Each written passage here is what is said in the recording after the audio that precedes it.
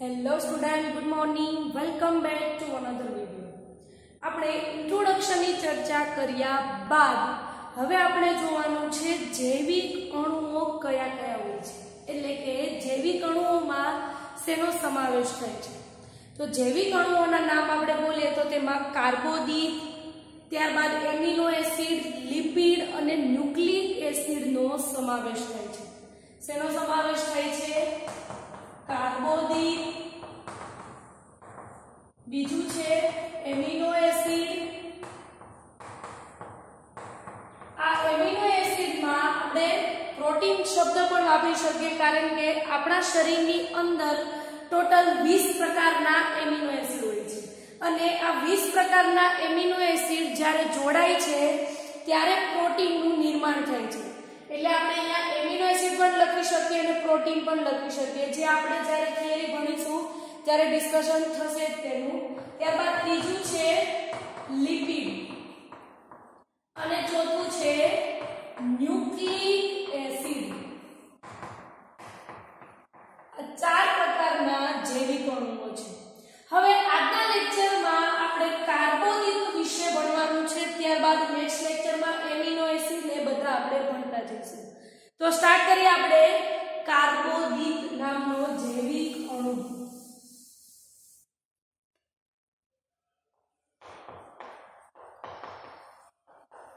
કાર્બોદિત જે હોય છે તેના મુખ્ય 3 પ્રકાર છે, જેમાં મોનોસેકેરાઇડ, ડાયસેકેરાઇડ અને પોલીસેકેરાઇડ. ફરીથી રિપીટ કરું છું, કાર્બોદિતના મુખ્ય 3 પ્રકાર છે. કયા કયા? તેમાં મોનોસેકેરાઇડ, ડાયસેકેરાઇડ અને પોલીસેકેરાઇડનો સમાવેશ છે. આપણે જોઈએ તેના પ્રકારો. મોનોસેકેરાઇડ, બીજું છે ડાયસેકેરાઇડ અને ત્રીજું છે પોલીસેકેરાઇડ. ફર્સ્ટ આપણે જોઈએ મોનોસેકેરાઇડ. મોનોસેકેરાઇડનો મતલબ કે એક જ અણુની સરળ શૃંખલા હોય તો તેને મોનોસેકેરાઇડ તરીકે ઓળખવામાં આવે છે. ફરીથી આપણે રિપીટ કરીએ, મોનોસેકેરાઇડનો મતલબ એક જ અણુની સરળ શૃંખલા, જેને મોનોસેકેરાઇડ તરીકે ઓળખવામાં આવે છે. હવે આ જે એક જ અણુની જે સરળ શૃંખલા છે તેમાં કાર્બનના આધારે, એટલે કે કેટલા કાર્બન છે અથવા તો એવું કહી શકાય કાર્બનની સંખ્યાના આધારે ફરી તેના 3 પ્રકાર પડે છે. કયા કયા આપણે જોઈએ તો તેમાં છે ટ્રાયોઝ શર્કરા, એટલે કે ટ્રાયોઝ મતલબ શું થાય? 3 કાર્બન. ત્યારબાદ બીજું છે પેન્ટોઝ શર્કરા.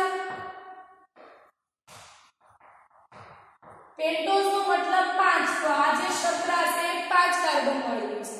અને ત્રીજી છે હેક્ઝોઝ શર્કરા. હેક્ઝોઝ નો મતલબ શું થાય? 6, તો આ જે શર્કરા છે એ 6 કાર્બન વાળી છે.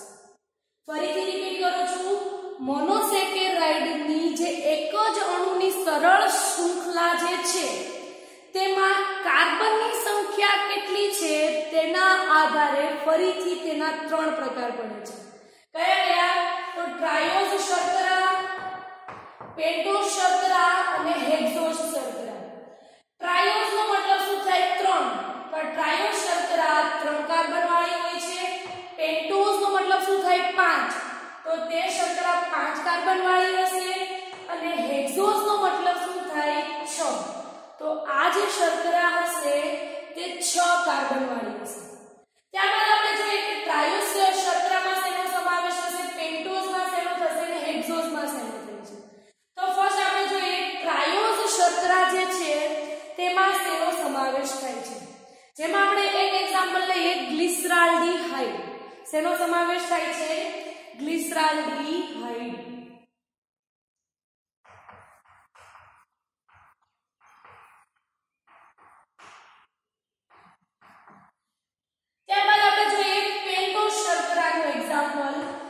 બધા પેલો શર્કરા નથી યાદ રાખવી, માત્ર આપણે બધી શર્કરાના બે એક્ઝામ્પલ યાદ રાખીએ તો તેમાં રિબોઝ અને ડિઓક્સી નો સમાવેશ થશે, જે બંને 5 કાર્બન વાળી છે.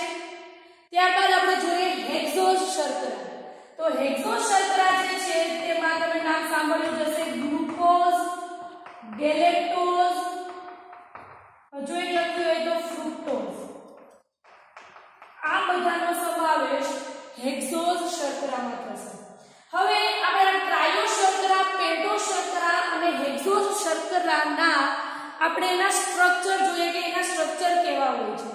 તો આપણે થોડીવાર ડાયસેકેરાઇડ, પોલીસેકેરાઇડ ને ભૂલી જઈએ અને પહેલા આપણે ફોકસ કરીએ મોનોસેકેરાઇડના પ્રકારો. તો તેમાં પહેલું છે ટ્રાયો શર્કરા, જેમાં આપણે જોયું ગ્લિસરાલ્ડીહાઇડ. ગ્લિસરાલ્ડીહાઇડનું સ્ટ્રક્ચર સિમ્પલ હોય છે CHO, COH, OH અને CH2OH. કારણ કે ટ્રાયો શર્કરા ટોટલ કેટલા 3 કાર્બનની હોય છે. તો આ પહેલું કાર્બન, આ બીજું અને આ ત્રીજો કાર્બન. તો આ થયું ગ્લિસરાલ્ડીહાઇડની શર્કરા. ત્યારબાદ આપણે જોઈએ પેન્ટોઝ શર્કરા. હવે પેન્ટોઝ શર્કરામાં આપણે સ્ટ્રક્ચર ડ્રો કરીએ રિબોઝ. રિબોઝમાં ટોટલ કેટલા કાર્બન છે 5. તો આપણે પહેલા 5 કાર્બન ડ્રો કરી લઈએ, પહેલો, બીજો, ત્રીજો, ચોથો અને પાંચમો. હવે એક ખાસ યાદ રાખજો કે મોનોસેકેરાઇડ જે છે એ મોનોસેકેરાઇડ શર્કરામાં આલ્ડીહાઇડ સમૂહ આવેલો હોય છે. આલ્ડીહાઇડ સમૂહ એટલે શું થશે CHO. આટલું કોમન જ હશે.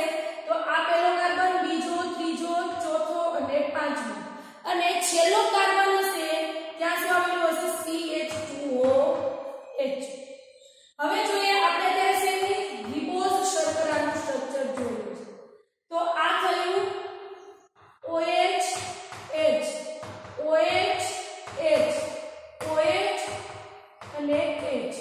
આ થઈ રિબોઝ શર્કરા.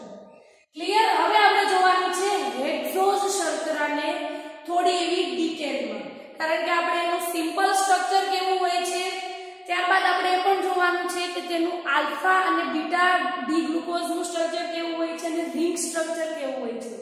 આપણે ગ્લુકોઝના સ્ટ્રક્ચરને થોડું એવું વધુ ડિટેલમાં જોવાનું છે. એ પહેલા આપણે ટ્રાયોઝ અને જે રિબોઝ શર્કરા ડ્રો કરી છે તે જોઈએ.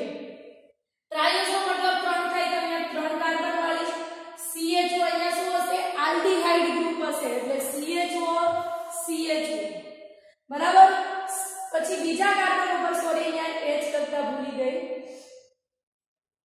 સોરી ના આવે, CHO, COH, H અને ત્યારબાદ CH2OH. આ જે થઈ તે શું છે ગ્લિસરાલ્ડીહાઇડની શર્કરા. ત્યારબાદ આપણે નેક્સ્ટ જોઈએ રિબોઝ શર્કરા.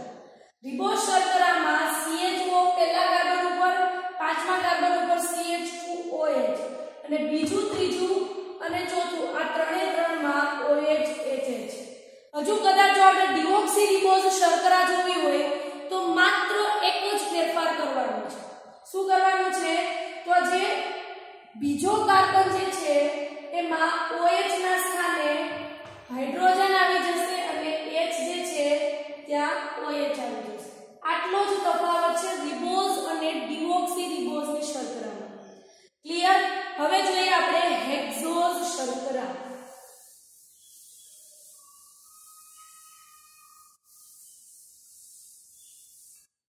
હેક્ઝોઝ શર્કરા જે છે એમાં ગ્લુકોઝ અને ગેલેક્ટોઝ સેમ, એમાં પણ શું હશે આલ્ડીહાઇડ જૂથ હશે. બરાબર. અને કેટલા કાર્બન છે 6 કાર્બન છે. તો આપણે ડ્રો કરીએ તો આ જે છે તે પહેલો કાર્બન, કયો સમૂહ આવેલો હોય છે આલ્ડીહાઇડ એટલે CHO. ત્યારબાદ છઠ્ઠો કાર્બન હશે, આ થયો પહેલો કાર્બન. હવે આ જે છે તે છઠ્ઠો કાર્બન છે. છઠ્ઠા કાર્બન ઉપર મેં શું કીધું હતું કે છેલ્લો કાર્બન હશે ત્યાં CH2OH આવશે.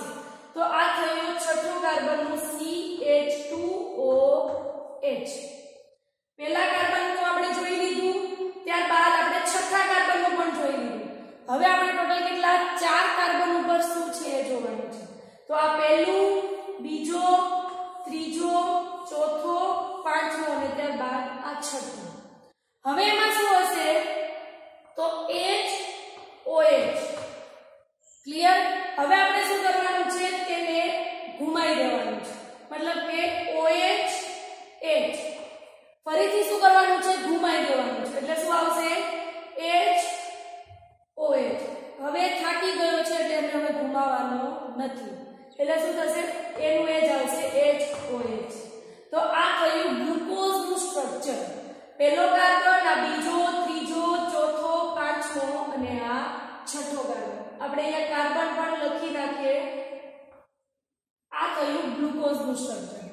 આ મેં ડ્રો કર્યું અત્યારે સિમ્પલ સ્ટ્રક્ચર. હવે આપણે જોવાનું છે આલ્ફા ગ્લુકોઝ અને બીટા ગ્લુકોઝ વચ્ચે શું તફાવત છે. તો હવે શું થશે કે આ જે CHO છે તેને આપણે અન્ય રીતે લખવું હોય તો આવી રીતે પણ લખી શકાય. જેમ કે અત્યારે અહીંયા ભૂસીને લખું છું CH ડબલ બોન્ડ O. થયું તો CHO જ, પણ આવી રીતે પણ તેને લખી શકાય. હવે શું થશે કે આ જે ઓક્સિજન છે, આ ઓક્સિજન જે છે તે ક્યાં જશે પાંચમા કાર્બન સાથે જશે. હવે આ ઓક્સિજન પાંચમા કાર્બન સાથે જશે પણ ત્યાં તો ઓલરેડી OH છે. તો હવે શું થશે કે એને સ્પેસ નહીં મળે. તો શું થશે ઓક્સિજન અહીંયા આવશે તો આ જે OH છે તે અહીંયા આવશે. ફરીથી રિપીટ કરું છું, આ CHO નો જે આ ઓક્સિજન છે તેને પાંચમા કાર્બન સાથે જોડાવવું છે. તો પાંચમા કાર્બન સાથે જોડાવવું હોય તો ત્યાં તો ઓલરેડી OH છે. તો શું થશે કે આ OH જે છે તે પહેલા કાર્બન ઉપર આવતો રહેશે અને પહેલા કાર્બનનો ઓક્સિજન અહીંયા આવતો રહેશે. આપણે સ્ટ્રક્ચર દ્વારા ડ્રો કરીએ. સપોઝ આપણે પહેલા શું છે પહેલો કાર્બન, ત્યારબાદ છઠ્ઠા કાર્બન ઉપર CH2OH. હવે બીજો કાર્બન, ત્રીજો, ચોથો, પાંચમો અને આ છઠ્ઠો carbon. OH H H OH H OH. અહીંયા શું હતું પહેલા CHO હતું જેને આપણે અન્ય રીતે લખવું હોય તો C ડબલ બોન્ડ OH. બરાબર. હવે શું થશે કે આ જે ઓક્સિજન જે છે તે ક્યાં આવી જશે પાંચમા કાર્બન ઉપર આવી જશે અને પાંચમા કાર્બન ઉપર જે OH છે તે ક્યાં આવી જશે પહેલા કાર્બન ઉપર. તો આપણે ડ્રો કરીએ તો શું થશે કે અહીંયા જો આ OH આ પાંચમા કાર્બનનો OH જે છે તે સપોઝ અહીંયા જમણી સાઈડ આવશે, આ જમણી સાઈડ OH આવશે તો તેને આલ્ફા ગ્લુકોઝ કહેવાશે. અને જો આ OH અહીંયા જોડાશે એટલે કે ડાબી બાજુએ જોડાશે તો તેને બીટા ગ્લુકોઝ તરીકે ઓળખવામાં આવે છે. ફરીથી રિપીટ કરું છું, આ પાંચમા કાર્બનનો જે OH છે તે ક્યાં આવશે પહેલા કાર્બન સાથે જોડાશે. આ ઓક્સિજન અહીંયા પહોંચી ગયું તો શું થશે કે ત્યાં ઓલરેડી OH છે તો OH શું કરશે ટ્રાન્સફર થઈ જશે પહેલા કાર્બન સાથે. તો આ OH જો જમણી બાજુએ ગોઠવાશે તો તેને આલ્ફા ગ્લુકોઝ કહેવાશે અને જો એ ડાબી બાજુએ જોડાશે તો તેને બીટા ગ્લુકોઝ તરીકે ઓળખવામાં આવે છે. આપણે રિંગ સ્ટ્રક્ચર ડ્રો કરીએ તો રિંગ સ્ટ્રક્ચરમાં આપણે આ ભૂસી નાખીએ.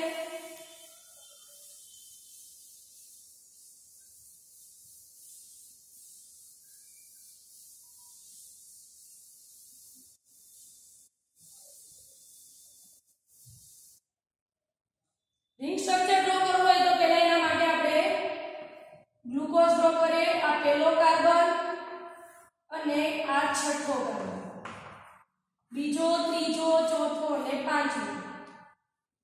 Carbon carbon carbon carbon. શું કરવાનું છે HOH ઘુમાઈ દેવાનું છે. OH H પાછું ઘુમાઈ દેવાનું છે. HOH હવે નથી ઘુમાવવાનો. HOH. હવે શું થાય છે કે આ જે ઓક્સિજન જે છે તે ક્યાં આવે છે પાંચમા કાર્બન સાથે જોડાય છે.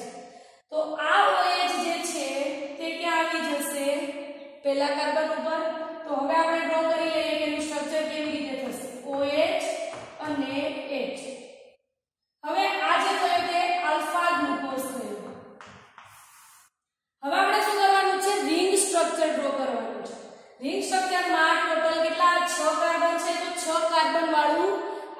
રિંગ સ્ટ્રક્ચર ડ્રો કરવાનું છે.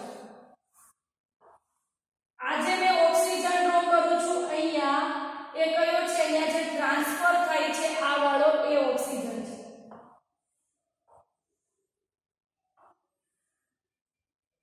આ મેં ડ્રો કર્યું 6 કાર્બન વાળું રિંગ સ્ટ્રક્ચર. આપણે નામ આપી દઈએ, આ પહેલો કાર્બન, આ બીજો, આ ત્રીજો, આ ચોથો, આ પાંચમો અને આ છઠ્ઠો કાર્બન. હવે આપણે જોઈએ કેવી રીતે રિંગ સ્ટ્રક્ચરમાં ગોઠવણી કરવાની હોય છે. તો શું કરવાનું છે કે આપણે આ જે વાળી સાઈડ છે ડાબી બાજુ વાળી એ આપણે શું લખવાની છે? ઉપર લખવાની છે. અને આ જે જમણી સાઈડ જે છે તેને નીચે લખવાની છે. તો શું થશે કે પહેલા શું છે? અહીંયા H છે, તો H ઉપર આવશે, OH નીચે આવશે. ત્યારબાદ બીજામાં શું થાય છે કે H જે છે તે શું આવશે? ઉપર આવશે અને OH જે છે તે નીચે આવશે. ત્યારબાદ થર્ડ જોઈએ તો તેમાં OH આ ક્યાં છે? ડાબી બાજુએ છે, તો OH ઉપર આવશે અને H નીચે આવશે. ત્યારબાદ આપણે ફોર્થ વાળું જોઈએ તો H અને નીચે OH. હવે આ જે છે તે પાંચમો કાર્બન છે. પાંચમા કાર્બનનો ઓક્સિજન તો આપણે અહીંયા લખી નાખ્યું, એટલે માત્ર શું વધ્યું? હાઇડ્રોજન. અને છઠ્ઠા કાર્બન ઉપર તો કોમન જ હશે, CH2OH. તો આવી રીતે જે ગ્લુકોઝનું સ્ટ્રક્ચર જે છે તેને રિંગ સ્ટ્રક્ચરમાં આવી રીતે ડ્રો કરવામાં આવે છે. ફરીથી હું રિપીટ કરું છું એક વખત કેવી રીતે ગોઠવણી હોય છે તે.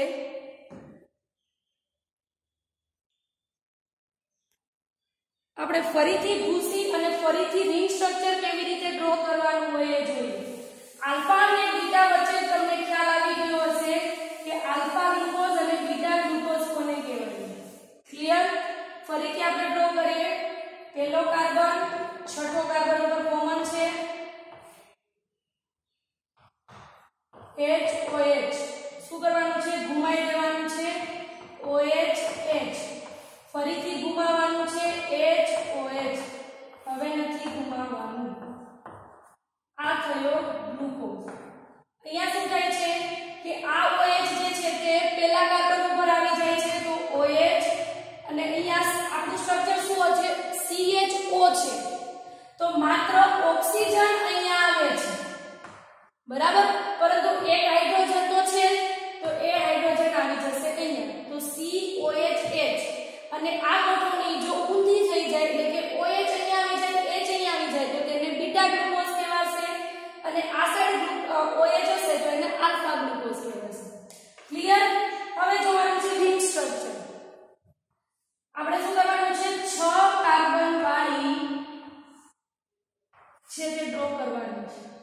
હવે એમાં આ પહેલો કાર્બન, બીજો, ત્રીજો, ચોથો, પાંચમો અને આ છઠ્ઠો. હવે શું કરવાનું છે? ડાબી બાજુએ જે છે તેને ઉપર લખવાનું છે. આપણે કોઈ પણ વસ્તુ વાંચતા હોય તો ક્યાંથી આપણે વાંચવાની શરૂઆત કરીએ? અહીંયાથી. તો આ ઉપર આવશે, આ નીચે આવશે. સ્ટાર્ટ કરીએ તો આ H છે તો H ઉપર આવશે, OH નીચે આવશે. સેકન્ડ કાર્બન જોઈએ તો HOH, સેમ H ઉપર, OH નીચે.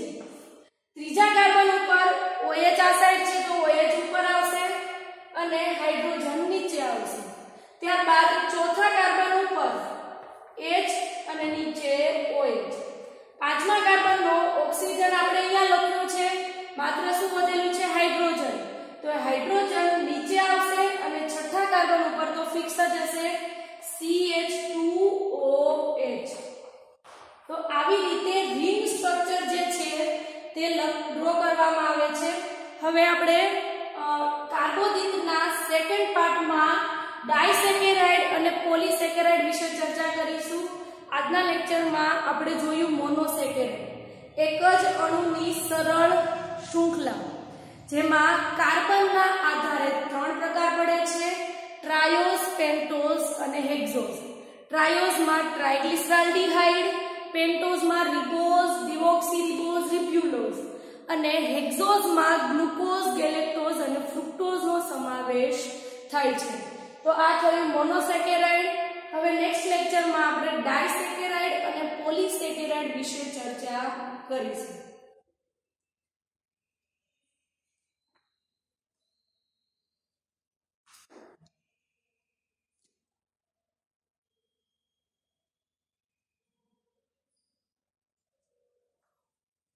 હોમવર્કમાં ક્વેશ્ચન છે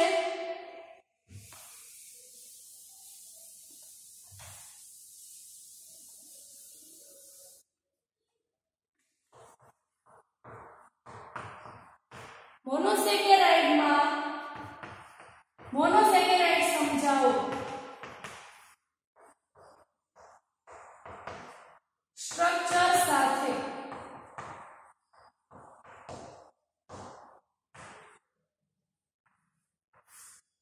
મોનોસેકેરાઇડ આખી સમજાવવાની છે તેના સ્ટ્રક્ચર સાથે. આલ્ફા ગ્લુકોઝ બીટા ગ્લુકોઝ કેવી રીતે થાય છે એ પણ લખવાનું છે અને રિંગ સ્ટ્રક્ચર કેવી રીતે ડ્રો કરવાનું હોય એ પણ લખવાનું થશે. આખું મોનોસેકેરાઇડ સમજાવવાનું છે.